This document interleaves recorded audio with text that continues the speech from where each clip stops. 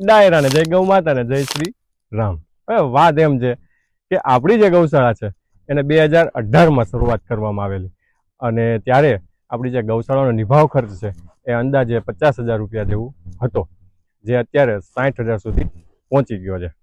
એટલે આપણે 2022માં એક અભિયાન શરૂ કરેલું ગૌશાળા વતી કે આપણી જે ગૌશાળા છે એની અંદર 100 આજીવન ગૌભક્ત દાતા તરીકે જોડાય, જે મિનિમમ 500 રૂપિયા ગૌશાળાને યોગદાન આપશે, જેથી કરીને જે ગૌશાળાનો નિભાવ ખર્ચ છે એને પહોંચી વળાય.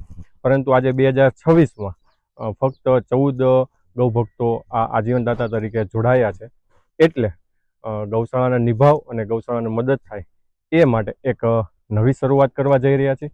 આપણે એક ધ સંવત્સા કરી અને ઇન્સ્ટાગ્રામ પેજને લોન્ચ પણ કર્યું છે, જ્યાં તમને ગૌ આધારિત પ્રોડક્ટ, સાબુ, શેમ્પૂ, તેલ, એન્ટી રેડિયેશન ચીપ, ધૂપબત્તી જેવી વસ્તુઓ તમને મળશે.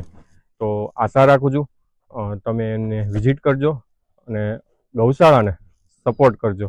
ધ સંવત્સાનું જે આઈડી છે એ હું કેપ્શનમાં મેન્શન કરું છું, તો આપ જરૂર વિઝિટ કરજો.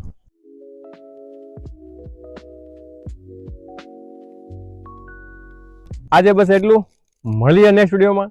ત્યાં સુધી તમારે શું કરવાનું છે, સાંગાઓપા ગૌશાળા ઇન્સ્ટાગ્રામ પેજને ફોલો કરવાનું છે અને નારાયણ ચેરિટેબલ ટ્રસ્ટ યુટ્યુબ ચેનલને સબસ્ક્રાઇબ કરવાનું છે. સેવા તમારી યોગ્ય જગ્યાએ પહોંચાડવાની જવાબદારી અમારી. ત્યાં સુધી બધાને જય ગૌ માતા, જય શ્રી રામ.